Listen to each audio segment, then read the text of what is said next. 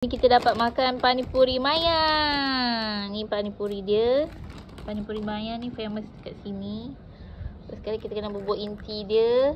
Ni dia punya inti. Kena letak dalam dia punya ni. Allah. Don't waste. Kita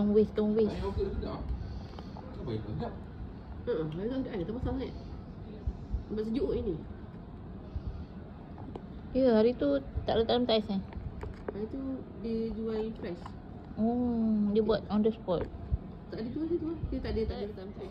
Daun pudina. Oh, daun pudina.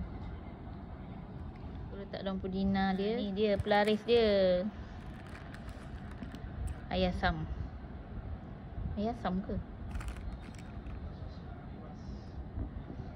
Tuang je. Banyak-banyak lagi sedap. Satu lagi. Kita makan. Bismillahirrahmanirrahim.